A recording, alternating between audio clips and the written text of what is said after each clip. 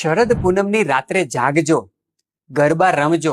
સામૂહિક કાર્યક્રમોનું આયોજન કરજો, પરંતુ ક્યારે પણ સુવાનો પ્રયત્ન શરદ પૂનમને દિવસે એક રાત ન કરતા. સાથે સાથે ધાબા ઉપર તપેલીની અંદર દૂધ મૂકજો, તેમાં પૌવા નાખજો, તેની અંદર એલચી નાખજો, સારી પ્રમાણમાં સાકર નાખજો, તેને ચાયણી ઢાંકીને આખી રાત એને રહેવા દેજો અને વહેલી સવારે તેનું ભોજનમાં સેવન કરવાનું જરૂર આગ્રહ રાખજો. કારણ કે આ પરંપરા એમને નથી આવી, આની પાછળ અદ્ભુત સાયન્સ છે. શરદ ઋતુનો જ્યારે ચંદ્ર 16 કળાએ ખીલો હોય ત્યારે એ આપણા શરીરની અંદર પિત્ત દોષને શાંત કરવા માટે, પિત્ત દોષને કારણે 40 થી પણ વધારે બીમારી જે સર્જાવાની છે એ બીમારીનો આપણે ને આપણો પરિવાર ભોગ ન